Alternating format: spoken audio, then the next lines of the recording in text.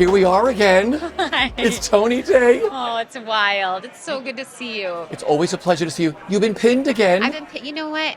This is the thing that made me cry.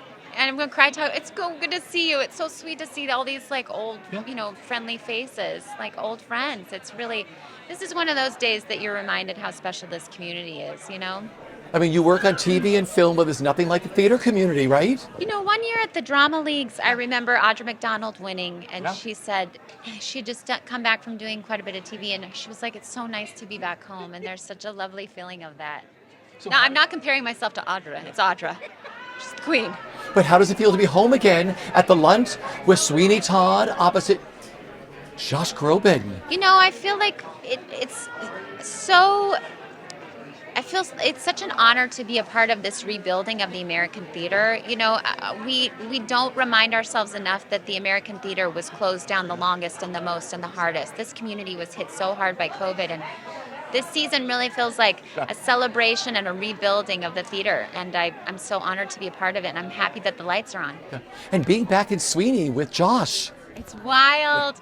I'm so honored to be back on Broadway after 6.5 years, and the last one was a beautiful Stephen Sondheim piece, my other favorite Sondheim show, and to be in the other favorite Sondheim show is kind of extraordinary. I just think of Steve every day, and I say thank you to him and thank you to Angela Lansbury. I'm just kind of gobsmacked. I don't have words today. No, can I ask Josh the same thing? What's it like living in the world of Stephen Sondheim? A treat. Yeah. And a daily puzzle. Yeah. Every day I go, okay, let's go do some puzzles. Fabulous. Take me back to the youngest version of you, that first play you did in kindergarten or in your backyard or in your basement. And what would the older you say to your younger self now? I did a production of Ruthless the Musical at the Theater on Broadway, which is the gay theater of Denver. My grandmother was played by a very fabulous drag queen, which is very fitting for my future career. My Kinky Boots future was right ahead of me.